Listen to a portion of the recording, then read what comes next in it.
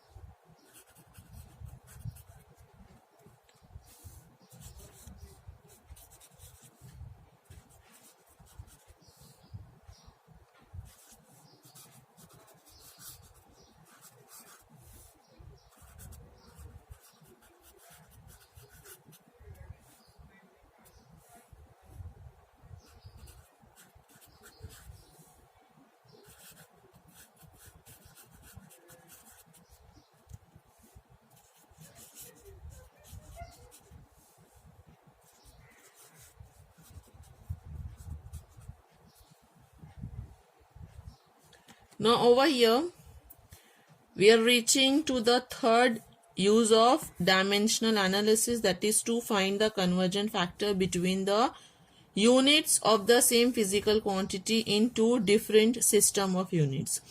Over here we can determine the conversion factor between the unit of a single physical quantity in two different system of units.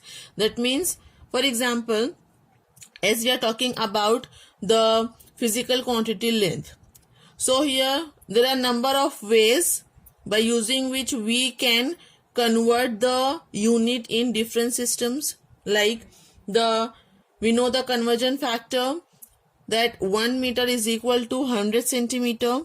Similarly, for the mass we are having 1 kilogram is equal to 1000 gram. This means to say that here kilogram is SI system, it is to be used in SI system, where gram is to be used in the CGS system. Similarly, meter is to be used in SI system and centimeter is to be used in CGS system. So here for a single physical quantity we can convert the unit from one system to another system, but when we are converting it, so there must be the conversion factor between the units of the same physical quantity in two different system of units, and here we are now going to find out that conversion factor by using the dimensional analysis. So over here, let's consider the physical quantity work.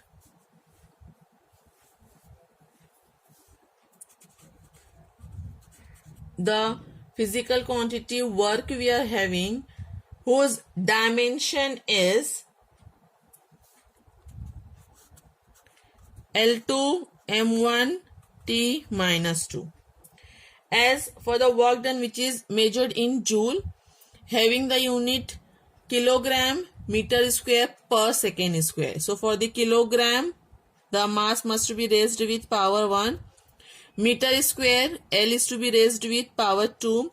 Per second square, that is in the numerator it will become with power minus 2, so that the time is to be raised with power minus 2. So we are having the physical quantity work whose dimension is L2 M1 T minus 2. Now we are going to determine the conversion factor between the SI unit of work, which is joule, and CGS unit of work, which is erg. So over here we are supposed to consider first of all, like 1 joule is equal to X erg. Over here it is very clear that joule is to be written in the unit of the work in SI system, and we are having the erg is to be used in the unit of work in CGS system. So here we are supposed to consider that the SI system unit is equal to some conversion factor into CGM system unit there of the same physical quantity work. The dimensional formula for the work, we are having L2 M1 T minus 2 there. After formulating this equation, here we are supposed to write down the dimension of the joule, which is L2 M1 T minus 2 is equal to X. The dimension of erg is also same because it is nothing but the unit of the same physical quantity work done in CGS system. So the dimension is L2 M1 T minus 2.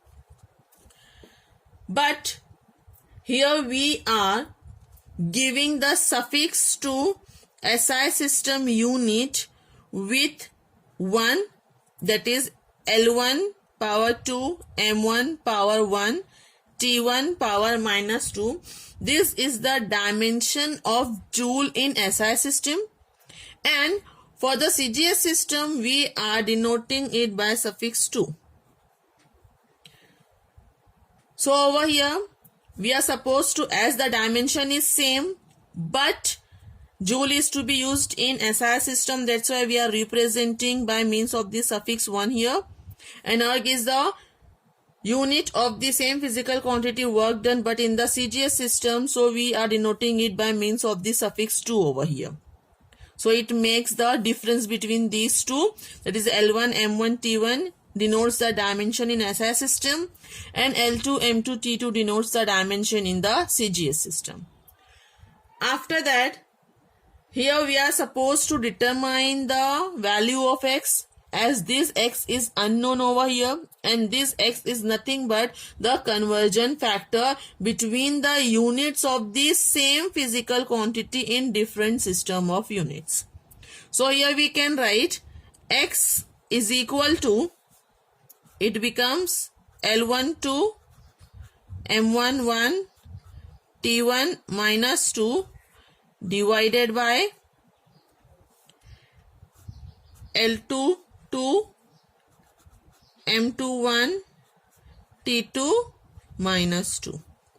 So in this way, here we are supposed to write down the value of X And finally, here we can write by means of the, we can separate it by means of the length, mass and time. Like x is to be written as L1 2 upon L2 2 M1 1 upon M2 1 and T1 minus 2 upon T2 minus 2. So in this way we can separate it over here. Then next we can write this also as x is equal to L1 upon L2 as the power is same, bracket square, then M1 upon M2 power is same, that is 1, so bracket raised to power 1, and T1 upon T2 as the power is same, minus 2, so the bracket is to be raised with minus 2 there. Then after writing in this way, here we have to write down the SI unit of L, M and T in meter, kilogram and second, as well as CGM. In the CGS system, the unit of L, M and T are to be represented in centimeter, gram and second there. So here it is to be written like L1 is representing over here the unit, SI unit of length, which is measured in meter. L2 represent the measurement of length but in CGS system, which is to be given as centimeter. The power is 2, so it is to be written like this. Then M1 represents the unit of mass, which is to be given in kilogram, and M2 represents the measurement of mass but in CGS system it is to be denoted as gram. The unit is to be written over here in SI system and CGS system, and the power over here for mass is 1. Time is to be measured in second in SI system and CGS system, so it is to be written as second upon second raised to minus 2. Then next over here we are supposed to either convert meter into centimeter or centimeter into meter. That means here we are using the conversion factor between SI system and CGS system for the length and for the mass over here. So we are converting here meter into centimeter. So x is to be written as 1 meter is 100 centimeter. That is 10 raised to 2 centimeter upon centimeter is there, the power is 2.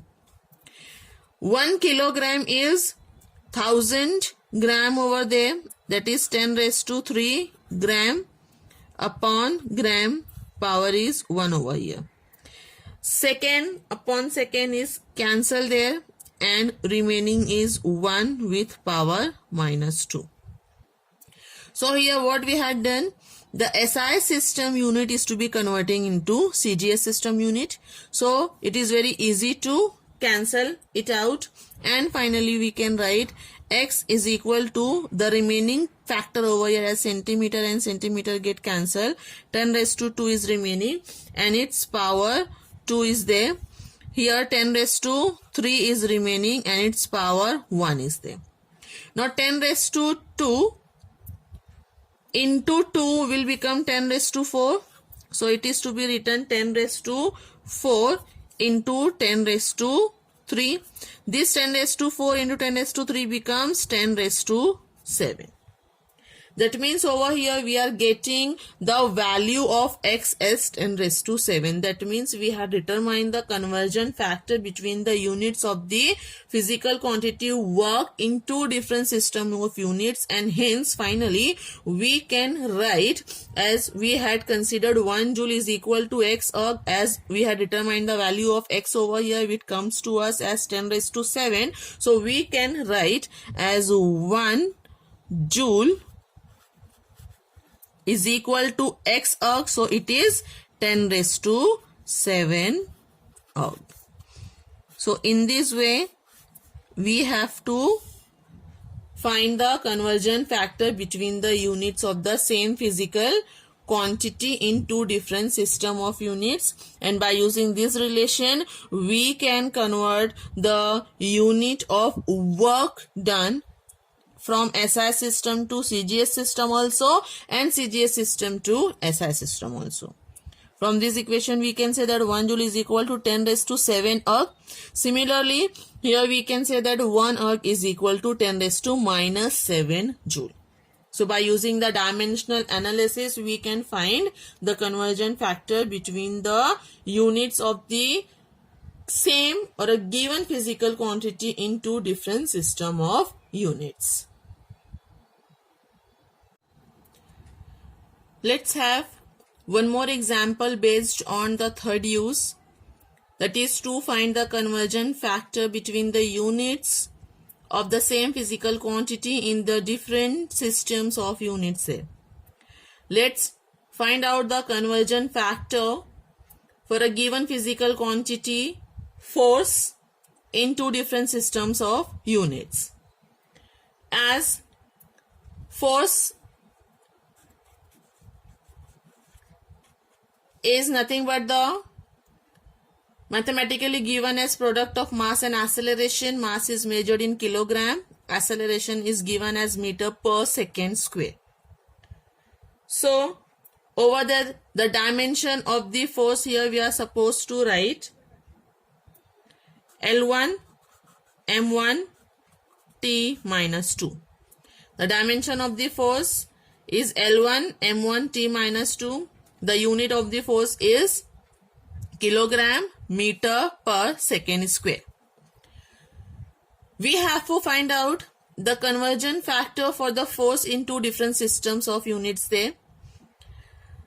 The unit of the force in SI system is to be given as Newton, and the unit of the force in CGS system is to be given as dyne. So here we can write down the relation between the units of the force in two different systems, like the SI system is equal to some multiplication factor with the CGS system. So the unit of the force in SI system is to be given as Newton. So here we can write 1 Newton is equal to, when we are writing the CGS system unit of the force, so it must be written with the multiplication factor x. So 1 Newton is equal to x dyne, as dyne is the CGS unit of the force there. Give it equation number 1. Then after writing this, we have to write down the dimension of the Newton as well as dyne, as Newton represents the unit of the force in SI system. So when we are writing the dimension, so we have to mention by means of the suffix 1. Like the unit of the force in SI system, it is to be written as L1 power 1, M1 power 1, T1 power minus 2. So the force having the dimension in SI system we are representing with suffix 1 here. This much is equal to x. Now when we are writing the dimension in CGS system, as the dimension remains same, that is L1 M1 T minus 2. But in the CGS system we are supposed to mention by means of the suffix 2. So for the dian, when we are writing the dimension here, which is the dian, which is the CGS unit of the force, so we are representing as L2 power 1, M2 power 1, T2 power minus 2. So this represents the dimension in the CGS system. Then here we are supposed to write down the value of x as x is equal to, in the square bracket, L1 1, M1 power 1, T1 power minus 2 divided by L2 power 1, M2 power 1, T2 power minus 2. After this, we can write as x is equal to L1 power 1 upon L2 power 1, M1 power 1 upon M2 power 1, T1 power minus 2 upon T2 power minus 2. We are separating by means of length in SI system and CGS system, then mass in SI system and CGS system, then time in SI system and CGS system. Then next, here we have to write down the same thing as x is equal to, as the power over here for the L is same. So it is to be written as L1 upon L2 bracket raised to power 1. Then for M also the power is same. So it is to be written M1 upon M2 power is to be raised over here as a bracket power 1.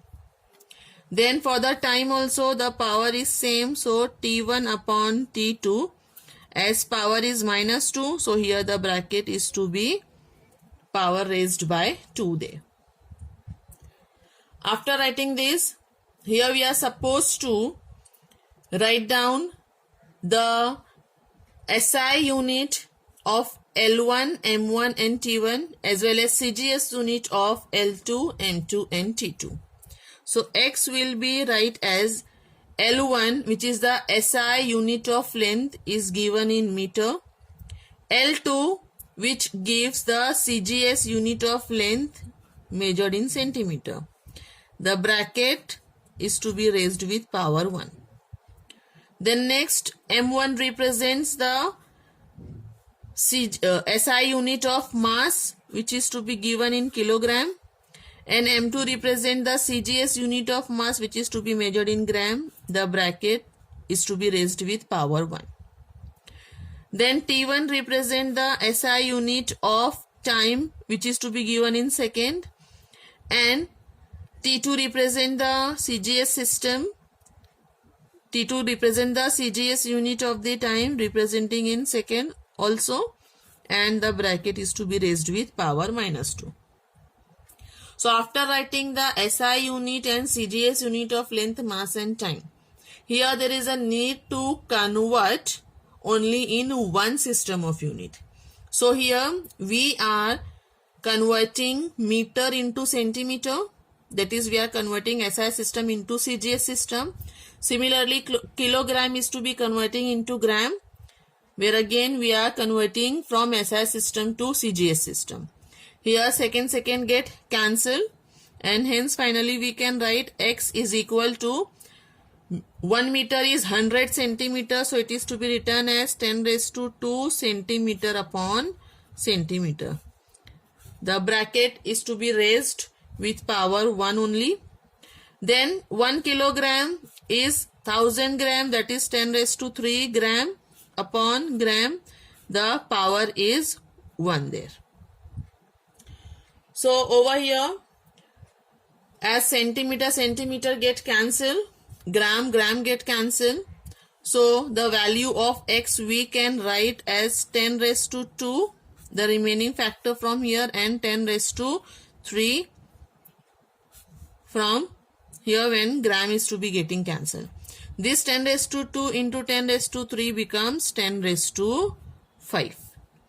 That means here we are getting the value of x as 10 raised to 5, which is nothing but the conversion factor between the unit of a physical quantity force in two different system of units. And hence let's substitute the value of x in equation 1 there, and finally we can write like 1 Newton is equal to x dyne. The value of x we are obtaining as 10 raised to 5 and hence into dyne. So here we had determined the conversion factor between the unit of the physical quantity force in two different system of unit. That means the force is to be converting from SI system to CGS system by means of the equation 1 Newton is equal to 10 raised to 5 dyne, as well as the force can also be converted from CGS system to SI system there, that is 1 dyne is equal to 10 raised to minus 5 Newton. So over here, by using this relation, that is 1 Newton is equal to 10 raised to 5 dyne, we can convert the unit of the force between the two different system of units. So in this way, we have to find out the conversion factor between the unit of any given physical quantity in two different system of units. So here we had discussed the third use of dimensional analysis, that is to find the conversion factor between the units of the same physical quantity into two different system of units. After completing the uses of dimensional analysis, now let's see the limitations of dimensional analysis. With the first limitation is to be given that the value of dimensionless constant can be obtained with the help of experiments only. That means over there we had seen, while establishing the relationship between the related physical quantities, the dimensionless constant has come over there, that is to be denoted by K. In one of the example where we had determined the time period of the oscillation of simple pendulum, the value of K we are getting as 2 pi by means of the experiments only. Similarly, when we had solved the example to derive the relation or to derive the formula for the kinetic energy, the constant value has come up as half, which is again determined by means of the experiments only. That means the value of such constant, which is dimensionless, can be obtained only with the help of the experiment. So this is one of the limitation of the dimensional analysis. The second limitation is the dimensional analysis cannot be used to derive relations involving trigonometric, exponential and logarithmic functions, as these quantities are dimensionless. After that, the third limitation is to be given that this method is not useful if constant of proportionality is not a dimensionless quantity. For example, if we are considering the gravitational force between 2 point masses, which is directly proportional to product of the two masses and inversely proportional to the square of the distance between these two, and hence F is directly proportional to m1 m2 upon r square, where m1 and m2 are nothing but the masses of the two bodies which is to be separated by a distance r. So the force of attraction F between these two masses is directly proportional to product of the two masses, that is m1 into m2, and inversely proportional to the square of the distance between these two, that is r square. So here we can give, as per the Newton's law of gravitation, F is proportional to m1 m2 upon r square. When this proportional sign is to be removed, hence the constant of the proportionality has come, which is to be denoted as G, and hence the formula come to us as F is equal to G m1 m2 upon r square. As the constant of the proportionality G over here, which is called as the gravitational constant, is not a dimensionless, as the G becomes F r square upon m1 into m2, and after solving we are getting the dimension of G as L3 m minus 1 t minus 2. So G is not a dimensionless quantity, it is not dimensionless, it has unit as well as dimension and also a constant value, which is to be given as 6.67 into 10 raised to minus 11 Newton meter square per kilogram square. The value of G is to be given in this way, and hence by using the unit Newton meter square per kilogram square, we can obtain the dimension of G, which come to us as L3 m minus 1 t minus 2. That means this method is not useful if constant of proportionality is not a dimensionless quantity. So this is one of the limitation of dimensional analysis. Then next, it is to be given if the correct equation contains some more terms in the same dimension and it is not possible to know about their presence using dimensional equation. For example, one of the kinematic equation we had seen, which is to be given as S is equal to ut plus half at square. Okay, if it is only to be given that S is equal to half at square, so the term involved in the formula having the same dimension, so we cannot say that this equation is correct. S is equal to half at square is not the dimensionally correct equation, as the dimension of both the term S and at square is same. The complete equation is S is equal to ut plus half at square.